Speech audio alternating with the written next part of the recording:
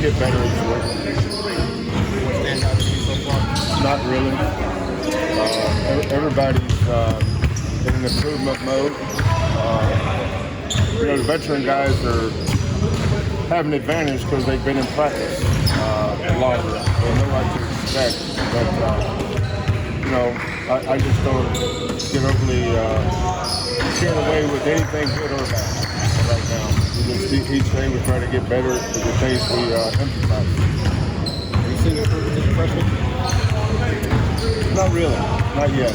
They're just trying to figure out where the mortar fire is coming in from. They hear it, then they start ducking. But they'll get better. I'm not worried about that. Coach, I know you're going to be hosting a clinic for area coaches. Why is that something that's so important? Well, the key there is it's free. When I was a young guy, I didn't have any discretionary funds to pay to go to a clinic. I know how that is. My dad didn't have any money. To pay $45 that's what a lot of these schools charge.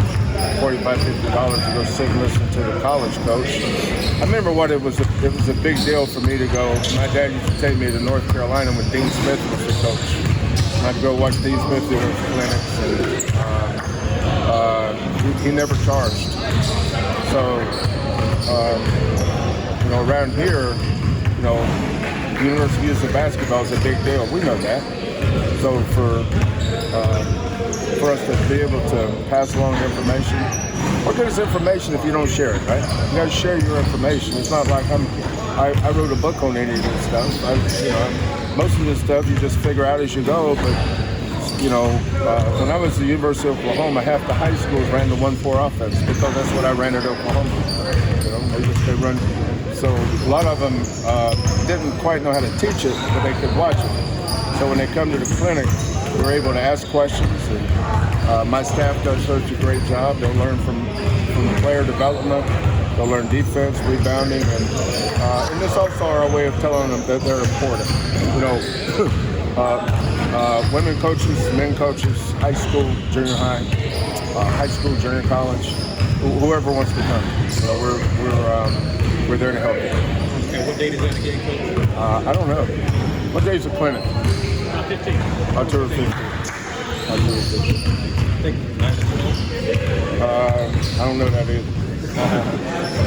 So it'd be longer than that. Yeah, I think.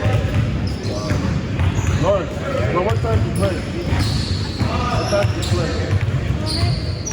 9, isn't it? Is it 9? I think we're training at 9. Till 10, I'm going to get I know what time's the clinic open. Yeah, I'm going to get one. We'll get around to it. Yeah. Kelvin, you just touched on how the difference between last week and this week, that's not much. So I'm curious, what are you guys looking for after the first week of practice? What can you You mean what am I looking for? Exactly. What are you looking for? Trying to explain that sometimes, trying to get somebody that's never seen water before, trying to tell them what the Atlantic Ocean looks like. I have a practice plan, Andy. That's my practice plan.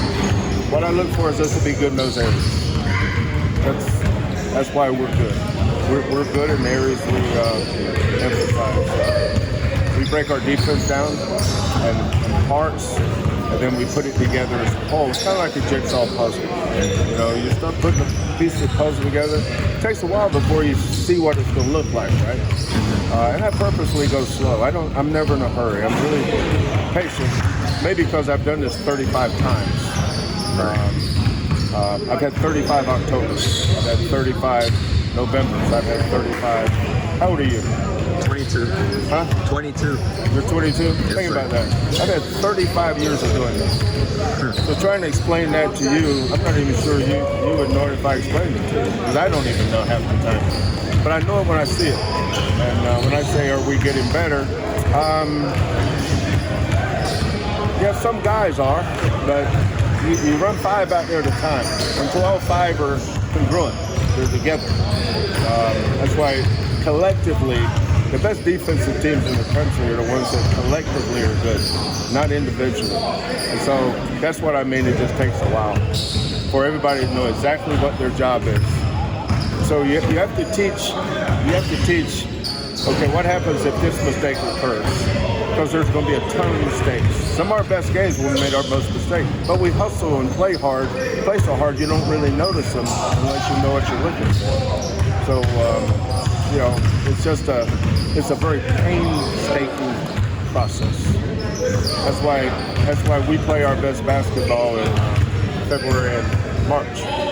Because we know what we're doing February, March. We don't know what we're doing half the time. And like our that first half against Wisconsin, for instance, you know, people don't know what they don't know. They always look at the big picture. Tajay Moore was in his first month of playing for us. Now think about it. First month. Tyler was first month. Josh was in his first month. Those guys didn't know what they didn't know then. Now, look at that same team that lost to Wisconsin, which I didn't care about, by the way. Look at them in March. Wasn't the same team with it. Why do you think they got better? Because they got more experience and they learned something. They figured out how to correct their mistakes. You don't know how to correct your mistakes in October and November. They just get their ass chewed out when they make one. That's all they know right now. So once they start connecting the dots, that's when you become a good team. And we're nowhere close to doing that. And is that process you enjoy after all these years, 35 years? My favorite thing. It's my favorite month. I enjoy teaching. I would have loved to have been a teacher. I enjoy teaching. There's an old saying that nothing's ever been taught until it's been learned. And nothing's ever been learned until it's been taught. So when I teach something, I make sure they learn it. You know, I'm not out here doing a coaching clinic, where I'm not worried about whether they get it. I'm just giving them information. These guys, though, I'm teaching. I'm in a classroom, making sure they understand. Some guys are verbal learners, some guys are visual learners. And as a coach, you got to know your players. You guys have no idea who they are. You just know whether they jump high or run fast, shoot good or shoot bad, but that's not who they are. That's just their skill set. So as a coach, you have to know who they are as a human being before you're able to coach them as players. Do you have an update on former players that overseas right now? Yeah, Tajay's doing good. Justin's doing good. Devin Davis is really doing good. Rob Gray, Josh. Josh is in France, playing for Le Mans. It's the good news, bad news things about text messages when you have a birthday. I've coached 4 teams, 4 different schools, been around 3 different NBA teams. You have any idea how many texts I get on my birthday? So all those guys over in Europe, I hear from all of them. Armani, Galen, Corey. And they don't say happy birthday.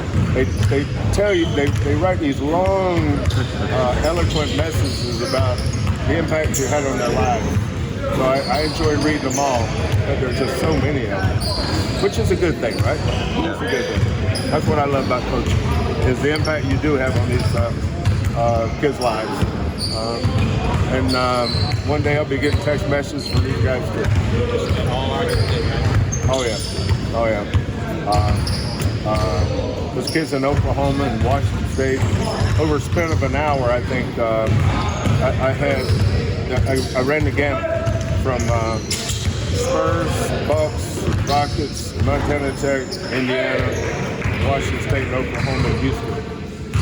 I get text. Brandon Jennings, for instance, out of the blue, talking about something.